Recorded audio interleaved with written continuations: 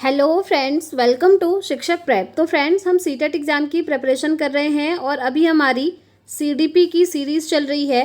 इस सीरीज़ में हम previous year question paper plus जो आपका थ्योरी वाला पोर्शन है उन दोनों को कवर अप करते हुए चल रहे हैं। तो आज की हमारी जो क्लास है वो क्लास नंबर 24 है। इससे पहले हम 23 क्लासेस ऑलरेडी कर चुके हैं फ्रेंड्स। आपको चैनल पर प्लेलिस्ट मिल जाएगी। प्लेलिस्ट उसका जो लिंक है इसी वीडियो के नीचे डिस्क्रिप्शन बॉक्स में है। वहाँ जाकर आप सारी क्लासेस को एक साथ उस प्लेलिस्ट के अंदर देख सकते हैं। तो चलिए स्टार्ट करते हैं आज की क्लास। और देखिए, अगर आपको सीटेट का पेड नोट्स लेना होगा तो आप स्क्रीन पर दिए हुए नंबर पर व्हाट्सअप करके पेड नोट्स को परचेज कर सकते हैं। तो चलिए स्टार्ट करते हैं आज की क्लास। और आज की क्लास का सबसे पहला क्वेश्चन है आपके सामने। सबसे पहला क्वेश्चन है क्वेश्चन नंबर 16। ठीक है, यहाँ तक हमने कल की क्लास में कर लिया था। तो चलिए आज का क्वेश्चन है, विशिष्ट बालक वह है जो सामान्य अथवा औसत बालक से मानसिक, शारीरिक तथा सामाजिक विशेषताओं में इतना भिन्न है, यानी कि इतना अलग है कि वह विद्यालयों और व्यवस्थाओं में संशोधन या विशेष सेवाएं तथा पूरक शिक्षण चाहता है ताकि वह अपनी अधिकतम क्षमता का विकास कर सके। ओके, आपसे ये पूछा है कि ये जो सेंटेंस दिया है ये किसने कहा है, ये किसने दिया है? क्या ये क्रिक ने दिया है? दूसरा ऑप्शन देखते हैं, थॉमसन ने दिया है, क्रो एंड क्रो ने दिया है, या हरलॉक ने दिया है। ये आखिर कहा किसने है, ये आपसे पूछा हुआ है। ठीक है, तो देखिए इसका राइट आंसर है क्रिक। क्रिक द्वारा ये चीज़ें कही गई हैं, ये आपको ध्यान रखना है। ठीक है, चलिए इसमें कुछ एक्स्ट्रा चीज़ें नहीं हैं जो कि आपको याद रखनी है। बस जो सैमुअल क्रिक हैं उन्होंने ये चीज़ें बोली हैं तो आपको याद रखना है। आगे बढ़ते हैं, नेक्स्ट क्वेश्चन। निम्न में से किस मनोवैज्ञानिक ने व्यक्तित्व की व्याख्या करने के लिए अनुदैर्ध्य दृष्टिकोण यानी कि लॉन्गिट्यूडनल अप्रोच को अपनाया था? बहुत अच्छा क्वेश्चन है, काफ़ी बार आपसे पूछा भी जाता है। ठीक है, देखिए किस मनोवैज्ञानिक ने व्यक्तित्व की व्याख्या करने के लिए लॉन्गिट्यूडनल अप्रोच की यहाँ पर बात कर रहा है, यानी कि अनुदैर्ध्य दृष्टिकोण को अपनाया था? तो वो थे फ्रेंड्स आपके मुर्रे, याद रखना है। ठीक है, option 1 will be the right answer. बाकी इन्हें आप जानते ही हैं। जीन पियाजे ने संज्ञानात्मक विकास का सिद्धांत दिया था, यानी कि cognitive development theory. And Kohlberg ने दिया था नैतिक विकास का सिद्धांत, यानी कि मोरल डेवलपमेंट थ्योरी। ठीक है, फ्रायड को तो आप जानते ही होंगे। आप मुझे कमेंट करके बताइएगा फ्रायड ने कौन सी थ्योरी दी थी। ठीक है, और वैसे मैंने आपको पहले भी बताया ही था, चलिए मैं ही बता देती हूँ। साइको एनालिटिकल थ्योरी जो थी वो फ्रायड ने दी थी। ठीक है, याद रखना है। आगे बढ़ते हैं, नेक्स्ट क्वेश्चन। स्पीयरमैन के द्विकारक बुद्धि सिद्धांत के अनुसार, देखिए ये क्वेश्चन ना कई बार अलग अलग तरीके से बना है फ्रेंड्स। देखिए आपसे ये पूछा हुआ है बहुत बार कि जो द्विकारक सिद्धांत है बुद्धि का वो किसने दिया है। तो यहाँ पर लिखा हुआ है स्पीयरमैन, आप याद रखेंगे स्पीयरमैन ने दिया है। अब आपसे ये भी पूछा जाता है कि बुद्धि का एक कारक सिद्धांत यानी कि यूनिफैक्टर थ्योरी किसने दी है? तो आप कहेंगे एक कारक सिद्धांत यानी कि यूनिफैक्टर थ्योरी दी है बिने ने। ठीक है, और ये जो बाईफैक्टर थ्योरी है यानी कि द्विकारक सिद्धांत है ये दिया है स्पीयरमैन ने। और बहुकारक सिद्धांत जिससे सबसे ज़्यादा क्वेश्चन पूछा जाता है, मल्टीपल इंटेलिजेंस की थ्योरी यानी कि बहुबुद्धि का सिद्धांत, ठीक है, वो किसने दिया है? हार्वर्ड गार्डनर ने दिया है। और वो जो बहुबुद्धि का सिद्धांत है उसमें हार्वर्ड गार्डनर ने कितनी प्रकार की बुद्धि बताई हैं? तो आप कहेंगे उन्होंने 8 प्रकार की बुद्धि बताई हैं। तो ये इंपॉर्टेंट चीज़ें हैं, कई बार आपके क्वेश्चन में पूछी जा चुकी हैं, इसीलिए मैं आपको बता रही हूँ। ठीक है, तो ये जो एक्स्ट्रा चीज़ें होती हैं ना ये भी आपको ध्यान में रखनी होती हैं। इसीलिए हमारा जो सेशन है वहाँ पर हम हर क्वेश्चन का डिटेल एक्सप्लेनेशन करते हैं, पूरा एनालिसिस समझते हैं। ठीक है, तो यहाँ से आपके काफ़ी सारे क्वेश्चन ऑलरेडी बन गए हैं। चलिए अब इस क्वेश्चन को सॉल्व करेंगे। स्पीयरमैन के द्विकारक बुद्धि सिद्धांत के अनुसार वह कारक जिस पर शिक्षण, प्रशिक्षण तथा पूर्व अनुभूतियों का कोई प्रभाव नहीं पड़ता है वह कौन सा कारक है? ओके, आपको याद होगा स्पीयरमैन ने जब बुद्धि के द्विकारक सिद्धांत दिए थे तो उन्होंने बोला था कि बुद्धि के 2 कारक होते हैं। द्विकारक जैसा कि नाम से ही क्लियर है, बाई फैक्टर। ठीक है, 2 फैक्टर होंगे। कौन कौन से होंगे? एक तो होगा जीव कारक बुद्धि का, और एक बोला था इन्होंने एस कारक होगा बुद्धि का। ठीक है, यानी कि एक जी फैक्टर और एक एस फैक्टर, इनको आपने ऐसे ही याद रखना है। जी फैक्टर होता है आपका जनरल फैक्टर, एस फैक्टर यानी कि स्पेसिफिक फैक्टर। ठीक है, यानी कि सामान्य और विशिष्ट, हिंदी में ऐसे याद रखना है। तो इन्होंने क्या कहा, यहाँ पर क्या पूछ रहा है कि कोई प्रभाव नहीं पड़ता है जिस कारक में। पहली बात तो इन दोनों में से ही एक आंसर होगा क्योंकि M और N कारक की ये बात नहीं करते हैं, ये सिर्फ G और S कारक की बात करते हैं, ठीक है, जनरल फैक्टर और स्पेसिफिक फैक्टर। अब इसमें से ये कहते हैं ना कि ये जो जनरल फैक्टर है ये सभी में समान होता है, यानी कि इस पर किसी भी चीज़ का प्रभाव नहीं पड़ता है, ठीक है, ये सभी में समान होता है। लेकिन ये जो स्पेसिफिक फैक्टर है ना, ये हर किसी के अंदर अलग अलग होता है, ऐसा ये कहते हैं। अब इसका आंसर क्या होगा? क्वेश्चन देखिए कि जिस पर कोई प्रभाव नहीं पड़ता, तो हम कहेंगे G कारक पर कोई प्रभाव नहीं पड़ता, ठीक है, तो ऑप्शन 1 इसका राइट हो जाएगा। और S कारक जो है हर व्यक्ति का अलग अलग होता है, ये कहते हैं। अब ये क्या है, चलिए थोड़ा डिटेल में और समझते हैं। जैसे गाना गाना आप सभी को आता होगा, है ना, सभी लोग गा लेते होंगे जब मन करता होगा, जैसे भी गाते हैं, दुनिया में प्रत्येक व्यक्ति गाता है। तो ये क्या है, जनरल फैक्टर है जो कि हर व्यक्ति के अंदर है और वो चेंज नहीं हो सकता, वो है, कोई भी कैसे भी गाता है, वो जनरल फैक्टर है, सभी गाते हैं। लेकिन जो सिंगर हैं उनके अंदर गाने की वो जो एबिलिटी है ना, वो स्पेसिफिक होती है, विशिष्ट होती है। जैसे सिंगर कई सारे नाम आप याद रख सकते हैं, जैसे लता मंगेशकर हैं, अरिजीत सिंह हैं, बहुत सारे सिंगर को आप जानते होंगे। तो वो क्या हैं, उनके अंदर गाने की एक स्पेशल एबिलिटी होती है, एक अलग क्षमता होती है जो उनको यूनिक बनाती है। अब ऐसा तो है नहीं कि उनकी तरह हम भी गा लेंगे, नहीं, ऐसे ही हर फील्ड में हर कोई व्यक्ति अपने आप में क्या स्पेसिफिक है। जैसे क्रिकेट की अगर बात करें तो आपने नाम सुना होगा, सचिन तेंदुलकर हैं, सौरव गांगुली हैं, वो नाम आपको एकदम याद हैं, क्यों? क्योंकि उनकी एक अलग पहचान है। क्रिकेट का जो गुण है उनके अंदर, उनको खुद ही एक यूनिक पर्सन बनाता है, क्योंकि वो स्पेसिफिक एबिलिटी हमारे अंदर और आपके अंदर नहीं है। हाँ, क्रिकेट सभी खेलते होंगे, मैं भी खेलती हूँ, आप लोग भी खेलते होंगे, सभी खेलते होंगे। वो क्या है, वो जनरल फैक्टर है जो सभी में समान है, उस पर किसी चीज़ का प्रभाव नहीं पड़ता। लेकिन स्पेसिफिक फैक्टर हर व्यक्ति के अंदर होता है, वो अलग अलग होता है, जिससे कि उसकी पहचान बन जाती है, उसकी एक अलग आइडेंटिटी बन जाती है, ठीक है। आई होप आप लोग समझ गए होंगे। तो इसका राइट आंसर क्या होगा, G कारक, जिस पर कोई भी प्रभाव नहीं पड़ता है, ठीक है। चलिए आगे बढ़ते हैं नेक्स्ट क्वेश्चन की तरफ। बालक के वर्तमान विचार, इच्छा, अनुभव तथा प्रत्यक्षण मिलकर किस चीज़ का निर्माण करते हैं? बहुत अच्छा क्वेश्चन है। ये चारों जो है मिल करके किस चीज़ का निर्माण करते हैं? पहला है अभिप्रेरणा का, दूसरा है चेतना का, तीसरा है संपूर्ण चरित्र का, चौथा है असमायोजन का। तो देखिए ये चारों मिल करके ना हमारी चेतना का विकास करते हैं, चेतना का याद रखना है, ठीक है। सेकंड ऑप्शन आपका राइट आंसर होगा। देखिए आज का जो पेपर है इसमें आपको कुछ क्वेश्चन ऐसे लगेंगे जो कि आपने कभी सुने ही नहीं होंगे। अब क्योंकि मैं आपको प्रीवियस ईयर क्वेश्चन पेपर करवा रही हूँ फ्रेंड्स, तो ये क्वेश्चन आपसे ऑलरेडी पूछे हुए हैं प्रीवियस ईयरली, तो आपको ये भी ध्यान में रखने हैं। कभी कभी लगता होगा आपको कि ये वाला सेशन बहुत ईजी था, कभी लगता होगा ये थोड़ा सा टफ था, तो मैं आपको सारे क्वेश्चन कराती हूँ इंक्लूड करके, ताकि आपकी अंडरस्टैंडिंग अच्छी बने, ताकि एग्जाम में जैसे भी क्वेश्चन आए आप सभी को डील कर लें, ठीक है। चलिए नेक्स्ट क्वेश्चन, बच्चे के विकास के सिद्धांतों को समझना शिक्षक की सहायता करता है। किस चीज़ को पहचानने में शिक्षक की सहायता करता है, ये आपसे पूछा हुआ है।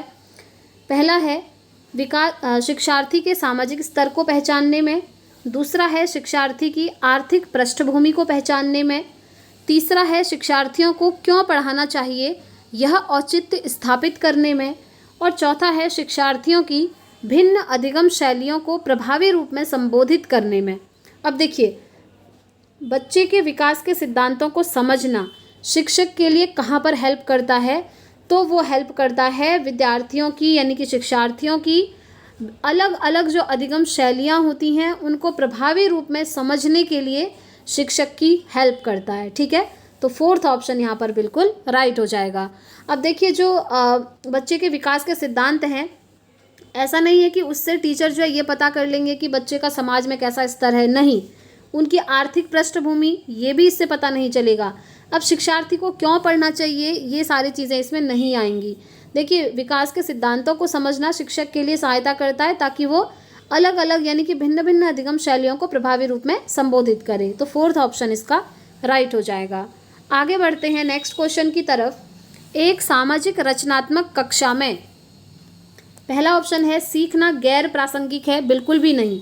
सीखना क्या होता है, प्रासंगिक होता है, ठीक है, तो ये हमारा ऐसे ही एलिमिनेट हो गया। नेक्स्ट है शिक्षक कक्षा और विद्यार्थी के सीखने पर पूर्ण नियंत्रण रखते हैं। देखिए कितनी नेगेटिव चीज़ है नियंत्रण। कल भी एक क्वेश्चन आया था ऐसे नियंत्रण से रिलेटेड, आपको याद होगा। क्लासरूम को नियंत्रण में रखना मतलब होता है कंट्रोल में रखना, और क्लासरूम को कंट्रोल में रखा जाता है, बच्चों को मारपीट करके, डरा करके, धमका करके। तो इस तरीके से कभी भी क्लासरूम को कंट्रोल में नहीं रखना है। और ध्यान रखना है, कभी भी अगर आपको ऑप्शन में दिख रहा है ना, लिखा है कि कक्ष को नियंत्रित किया जा रहा है, नियंत्रण में रखा जा रहा है, तो आप हमेशा याद रखिएगा ये नेगेटिव चीज़ है, ऐसा नहीं करना है, ठीक है। बल्कि बच्चों को प्यार से समझानी है चीज़ें, ना कि उनको डांटना है, मारपीट करनी है, ऐसा नहीं करना है। यहाँ पर आप देखिए, आकलन योगात्मक और मानकीकृत है। कितनी गलत चीज़ है मानकीकृत। मैंने आपको हमेशा बताया, मानक जहाँ पर निर्धारित कर दिए जाते हैं कि इतने से इतने मार्क्स आप ले आओ, आप इंटेलिजेंट हो जाओगे, इतने से इतने मार्क्स बन रहे हैं तो आप डल हो, इतने से इतने बन रहे हैं तो आप एवरेज कैटेगरी के हो। इस तरीके से कभी भी बच्चों को जो है मानकीकरण नहीं करना चाहिए, ठीक है। साथ ही आपका जो योगात्मक है ये भी अच्छा नहीं माना जाता। अच्छा, अब ये योगात्मक क्या होता है, तो देखिए आकलन ना एक योगात्मक होता है और एक रचनात्मक होता है।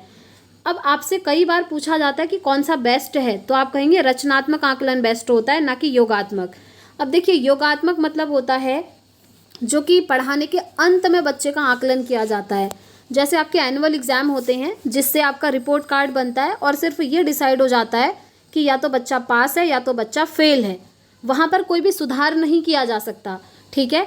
लेकिन ये जो रचनात्मक होता है ना, ये क्लासरूम में बार बार होता है। जैसे एक चैप्टर कंप्लीट हुआ, टीचर ने उसका आकलन करने के लिए बच्चों का टेस्ट ले लिया। इससे क्या होता है कि टीचर को पता लगता है कि जो मैं पढ़ा रहा हूँ, यानी कि जो मैं पढ़ा रही हूँ, वो बच्चों को समझ में आ रहा है या नहीं आ रहा है। नहीं आ रहा है तो टीचर उसमें सुधार करते हैं। ये चीज़ें होती हैं। जैसे आपके यूनिट टेस्ट होते हैं ना, साल में 4-5 बार हो जाते हैं आजकल, जिन्हें आप FA कहते हैं। तो वो करवाने का रीज़न ही ये होता है, ये पता लगाना कि बच्चे को कितनी चीज़ें आ रही हैं, ताकि जो आपका एनुअल एग्ज़ाम है तब तक उस बच्चे में सुधार किया जा सके और बच्चा पास भी हो जाए, ठीक है। तो ये होता है रचनात्मक आपका आकलन, और ये बेस्ट माना जाता है क्योंकि ये पढ़ाई के दौरान बीच बीच में किया जाता है। लेकिन ये जो योगात्मक आकलन है, ये पढ़ाई के अंत में किया जाता है, ठीक है। अब इसीलिए ये योगात्मक भी यहाँ पर सही नहीं है, और मानकीकृत क्या होता है ये भी मैंने आपको समझा दिया, ये भी यहाँ पर सही नहीं होगा। अब देखिए, ये जो सामाजिक रचनात्मक कक्षा होती है ना, यहाँ पर क्या है, विद्यार्थी एक दूसरे और शिक्षकों के साथ बातचीत करके ज्ञान का निर्माण करते हैं।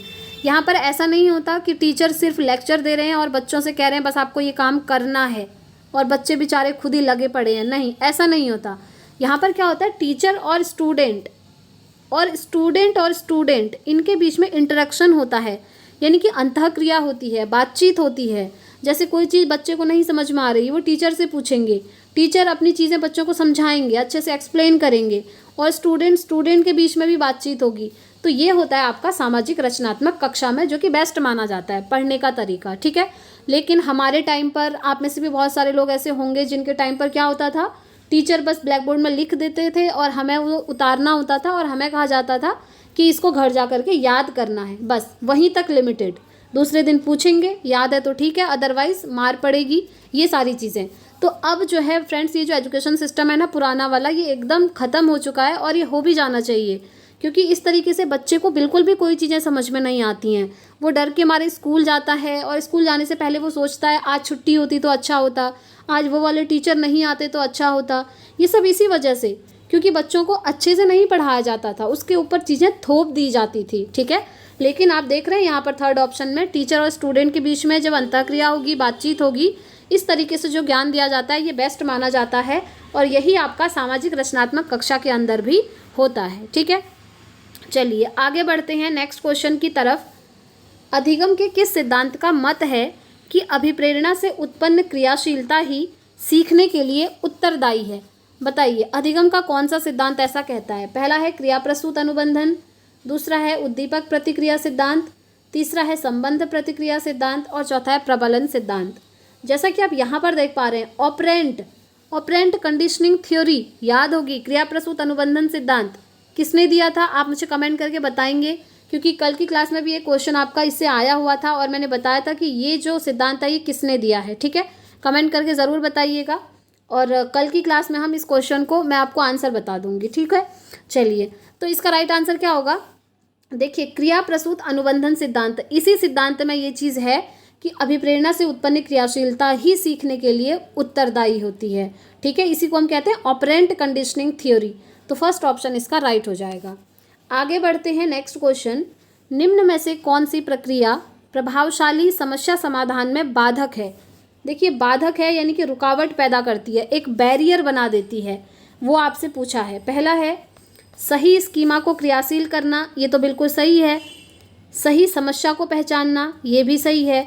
जैसे कोई प्रॉब्लम आ रही है तो आपको सबसे पहले प्रॉब्लम को पहचानना होता है कि प्रॉब्लम आखिर है क्या।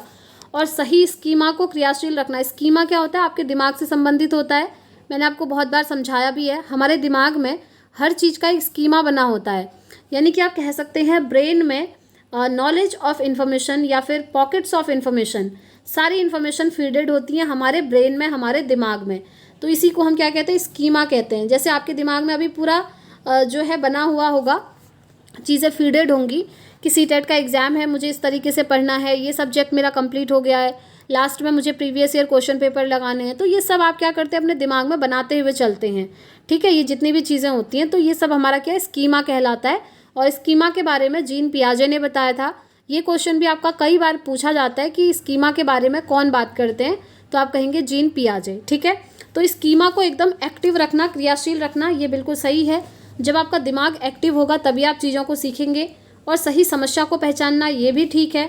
लेकिन प्रतिक्रिया अनम्यता, ये यहाँ पर सही नहीं लग रहा है। फिर भी फोर्थ ऑप्शन देखेंगे, अन्वेषणात्मक रणनीतियों का समस्या समाधान की सामान्य रणनीतियों का प्रयोग करना, बिल्कुल ये बिल्कुल यहाँ पर सही हो जाएगा फ्रेंड्स, यहाँ पर।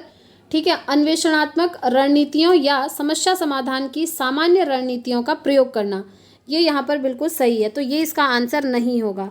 चलिए फिर से हम देखेंगे।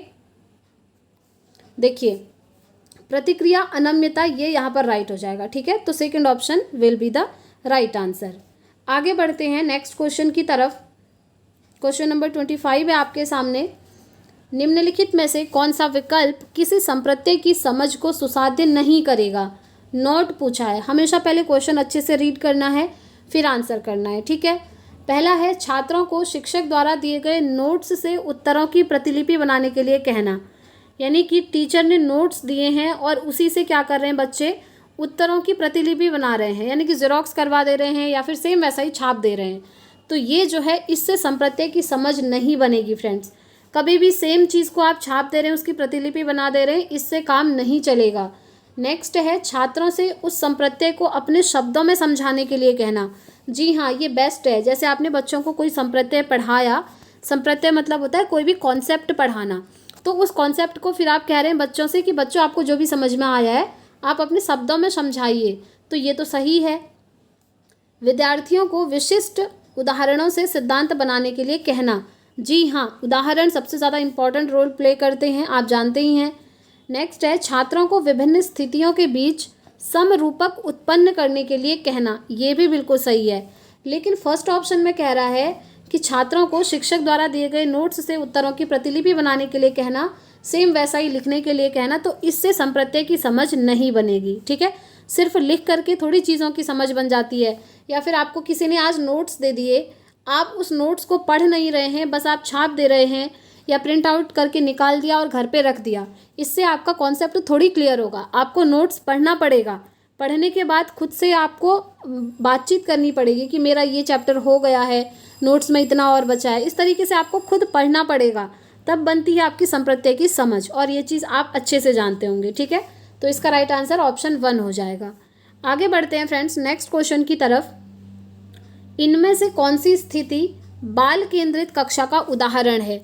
अब देखिए बाल केंद्रित कक्षा क्या होती है। बाल केंद्रित कक्षा वो होती है जहाँ पर बच्चों को उनके रुचि के अनुसार पढ़ने दिया जाए, यानी कि बच्चों के ऊपर कोई भी चीज़ें थोपी ना जाएं, जहाँ पर बच्चा एकदम एक्टिव होगा। देखिए जैसे अभी पीछे क्वेश्चन आया था ना, जहाँ पर टीचर और स्टूडेंट दोनों में इंटरेक्शन हो, स्टूडेंट भी एक्टिव होना चाहिए, वो भी टीचर से बातचीत करे। अगर बच्चे को कोई चीज़ समझ में नहीं आ रही है तो वो टीचर से पूछ सकता है। ठीक है, टीचर इसको डराएंगे धमकाएंगे नहीं, ये चीज़ें नहीं होती हैं बाल केंद्रित में। इसमें क्या होता है, बच्चे को सेंटर में रखा जाता है, बच्चे को केंद्र में रखा जाता है और बच्चे की रुचि के अनुसार पूरा करिकुलम प्लान किया जाता है।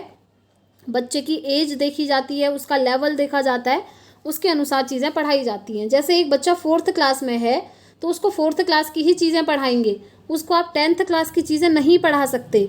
क्यों? क्योंकि अभी उसका जो दिमाग है वो उतना मैच्योर नहीं हुआ है कि वो 10th लेवल की चीज़ें सीख पाए।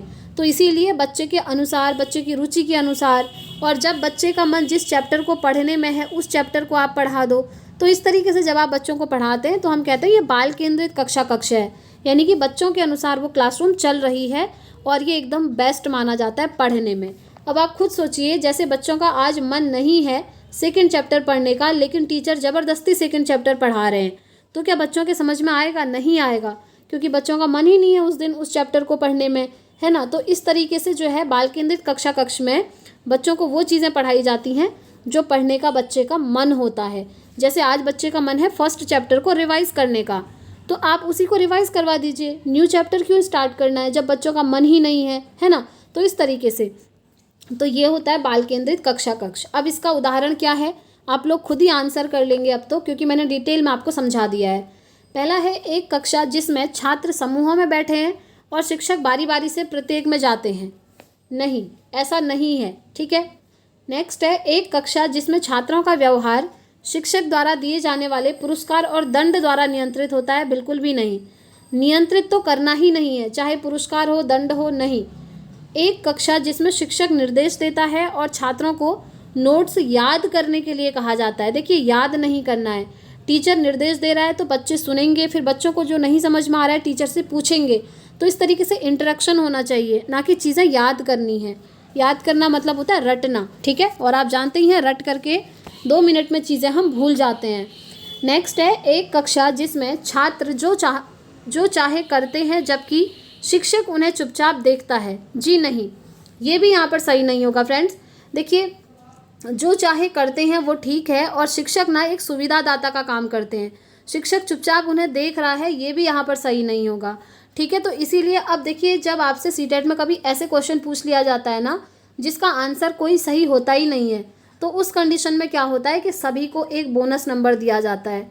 वो जो आप बोनस नंबर देखते हैं वो इसी तरीके का क्वेश्चन होता है, और सीटेट में हमेशा 1 नंबर बोनस आपको मिलता ही है फ्री का, क्योंकि एक ना एक क्वेश्चन वो ऐसा दे ही देते हैं जिसका आंसर सही होता ही नहीं है, एक भी ऑप्शन में नहीं। जैसे कि इसमें अभी आपको एक भी सही आंसर नहीं दिख रहा है, ठीक है। तो ऐसे में क्या होता है, आप जिस भी ऑप्शन में टिक करेंगे आपको नंबर मिल जाएगा, चाहे आपने ऑप्शन 1 में किया हो, चाहे 2 में किया हो, चाहे 3 में हो, चाहे 4 में हो। आप इनमें से जिसमें भी करेंगे ना आपको 1 नंबर मिल जाएगा, ठीक है। ये क्वेश्चन ऐसे ही होते हैं। चलिए आगे बढ़ते हैं। नेक्स्ट क्वेश्चन, कोई शिक्षक अपने शिक्षार्थियों का निदानात्मक परीक्षण इसलिए करता है जिससे कि उसे पता चल सके। क्या पता चल सके? शिक्षार्थियों की अधिगम प्रकृति का पता चल सके। दूसरा है शिक्षार्थियों की कठिनाइयों का पता चल सके। तीसरा है शिक्षार्थियों के शारीरिक विकास का पता चल सके। और चौथा है शिक्षार्थियों की पारिवारिक पृष्ठभूमि का पता चल सके। तो देखिए, इसमें क्या होता है, निदानात्मक परीक्षण में ये जानने की कोशिश करी जाती है, निदानात्मक परीक्षण को इंग्लिश में कहते हैं फ्रेंड्स डायग्नोस्टिक टेस्ट, ठीक है। अब डायग्नोस्टिक टेस्ट में क्या होता है, ये पता करा जाता है कि बच्चे को कोई चीज़ समझ में क्यों नहीं आ रही है। जैसे बच्चे को आप कुछ पढ़ा रहे हैं लेकिन बच्चे को नहीं समझ में आ रहा है, तो उसके पीछे की प्रॉब्लम क्या है, क्या उसको कठिनाई आ रही है, ये पता करा जाता है निदानात्मक परीक्षण में, ठीक है। जैसे फॉर एग्जाम्पल एक डॉक्टर है, डॉक्टर के पास कोई पेशेंट जाता है, पेशेंट बताता है जैसे कि मुझे सर में पेन है या फिर मुझे पैरों में पेन है, जो भी प्रॉब्लम है। उसके बाद डॉक्टर क्या करता है, डॉक्टर ये जानने की कोशिश करता है कि ये जो सिम्टम है आखिर किस चीज़ के सिम्टम है। तो उस रोग का पता लगाया जाता है कि ये कौन सा रोग है, ठीक है। तो पेशेंट को क्या रोग है उसके लिए डॉक्टर क्या करते हैं, डायग्नोस करते हैं, निदान करते हैं, पता लगाते हैं कि आखिर पेशेंट को प्रॉब्लम किस चीज़ की है, ठीक है। तो यही होता है आपका अधिगम में भी, ये पता करा जाता है कि बच्चे को आखिर कोई चीज़ समझ में नहीं आ रही तो क्यों नहीं आ रही है, उसके पीछे का रीज़न ढूंढना, प्रॉब्लम ढूंढना, ठीक है। जो आपको ऑप्शन सेकंड में दिख रहा है, शिक्षार्थियों की कठिनाइयों का पता लगाना, यानी कि उनको कोई चीज़ समझ में नहीं आ रही है तो क्यों नहीं आ रही है, उसके पीछे के रीज़न ढूंढना, यही होता है आपका निदानात्मक परीक्षण, ठीक है। चलिए आगे बढ़ते हैं। नेक्स्ट क्वेश्चन, ये है आपका अभिकथन और तर्क वाला क्वेश्चन, ठीक है। अभिकथन है, नया अधिगम पूर्ववर्ती तथ्यों और सूचनाओं पर आधारित होना चाहिए और बच्चे जो भी पहले से जानते हैं उससे संबंधित होना चाहिए। क्या ये सही है? जी हाँ। हम कहते हैं ना, जो पूर्व ज्ञान होता है यानी कि प्रीवियस नॉलेज होती है, वो बच्चों को हेल्प करती है नई नॉलेज को सीखने में। तो ये अभिकथन बिल्कुल सही है। तर्क है कि बच्चे एक रेखीय तरीके से नहीं बल्कि चक्रीय ढंग से सीखते हैं। कल भी ये क्वेश्चन आया था आई थिंक कुछ इसी तरीके का, तो मैंने आपको वहाँ पर बताया भी था कि जो डेवलपमेंट होता है ना वो भी आपका रेखीय नहीं होता है, बल्कि डेवलपमेंट भी आपका स्पाइरल होता है, यानी कि चक्रीय होता है। ठीक है, साथ ही साथ जो सीखने का तरीका होता है वो भी कभी रेखीय नहीं होता है, बल्कि चक्रीय होता है। रेखीय मतलब हो गया कि कोई चीज़ आप सीख रहे हैं तो एकदम सही सही सीखते जा रहे हैं, ऐसा नहीं होता है ना। जब हम छोटे होते हैं हमसे गलतियां तो होती हैं, जब हम अल्फ़ाबेट लिखते हैं वो भी हमसे सही नहीं होते हैं, तो पहले हम सही लिखते हैं फिर गलत लिखते हैं, इस तरीके से सीखते हैं हम। तो ये स्पाइरल होता है, चक्रीय होता है। ठीक है, तो हम कहेंगे ये दोनों ही सही हैं और ये जो है इसकी सही व्याख्या कर रहा है। ठीक, तो इसीलिए इसका राइट आंसर हो जाएगा ऑप्शन 1। ए और आर दोनों सही हैं और आर जो है सही व्याख्या कर रहा है ए की। ठीक हो गया, चलिए आगे बढ़ते हैं नेक्स्ट क्वेश्चन की तरफ। शिक्षा की कई प्रतिवेदनाएं यह दिखा रही हैं कि विद्यार्थी प्रत्याशित अधिगम स्तरों से कम प्रदर्शन कर रहे हैं। इस दूरी को समझने के लिए विश्लेषण की प्रथम इकाई क्या होनी चाहिए? तंत्र होनी चाहिए, बच्चा, समुदाय, अभिभावक। अब देखिए ये तंत्र मतलब क्या है, इसका मतलब है आपका शिक्षा का तंत्र, यानी कि एजुकेशन सिस्टम। अब इस तंत्र को आप कुछ और मत समझ लीजिएगा, ठीक है, जादू मंत्र वाला तंत्र नहीं है ये। इसमें क्या कह रहा है कि शिक्षा की कई प्रतिवेदनाएं आजकल ये दिखा रही हैं कि बच्चों का जो स्तर है वो कम हो रहा है। बच्चे मतलब खुद को अच्छे से एक्सप्रेस नहीं कर पा रहे हैं। तो ऐसा होने का रीज़न क्या है? विश्लेषण की पहली इकाई क्या होनी चाहिए? अब आप ये पता करने की कोशिश कर रहे हैं कि बच्चे खुद का प्रदर्शन क्यों नहीं कर पा रहे हैं अच्छे से। तो इसमें सबसे ज़्यादा इम्पॉर्टेंट रोल किसका होगा? तो देखिए मैंने आपको हमेशा बोला है सीटेट में बच्चे को कभी भी गलत नहीं बोला जाता है। हमेशा ये कहा जाता है कि जो हमारा एजुकेशन सिस्टम है, जो तंत्र है, उसमें कुछ ना कुछ गलती है। या तो आप बच्चों को अच्छे से पढ़ा नहीं रहे हैं, या तो आपने बहुत सारा करिकुलम भर दिया है, बच्चों को समझ ही नहीं आ रहा। बहुत ही ज़्यादा हम कहते हैं ना लर्निंग बर्डन के साथ अगर पढ़ाई जा रही है, तो सबसे पहले क्या होता है, विद्यालय को देखा जाता है, वो जो एजुकेशन सिस्टम है उसको देखा जाता है और उसको सही किया जाता है। ठीक है, तो हम कहेंगे विश्लेषण की जो प्रथम इकाई होगी वो क्या होगी? तंत्र होगी। तो फर्स्ट ऑप्शन इसका राइट हो जाएगा। आगे बढ़ते हैं नेक्स्ट क्वेश्चन की तरफ। जब कोई छोटी बच्ची ऊंट को पहली बार देखती है तो वह उसे ऊंची पीठ वाला घोड़ा कहती है। ठीक है, देखिए बच्ची ने ऊंट को देखा और ऊंट को देखकर कह रही है कि ये क्या है? ये ऊंची पीठ वाला एक घोड़ा है। तो पियाजे के सिद्धांत में ये किस चीज़ का उदाहरण है बताइए? संरक्षण का है, केंद्रीयकरण का है, जीववाद का है, या समावेशन का है? तो ये है फ्रेंड्स आपका समावेशन का। ठीक है, adjustment, fourth option will be the right answer.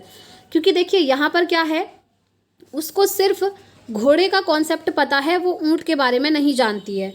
अब वो जैसे ही ऊँट को देख रही है वो कह रही है ये घोड़े जैसा दिख रहा है, लेकिन इसकी पीठ क्या है? घोड़े से ऊंची है, तो इसीलिए कह देती है कि ये ऊंची पीठ वाला घोड़ा है। अब उसको उसके बाद वो जो कॉन्सेप्ट है सही सही समझाया जाएगा, ऊँट और घोड़े के बीच में जो डिफरेंस है वो बच्ची को बताया जाएगा। तो ये आपका समावेशन के अंदर आता है। ठीक है, तो फोर्थ ऑप्शन इसका राइट हो जाएगा।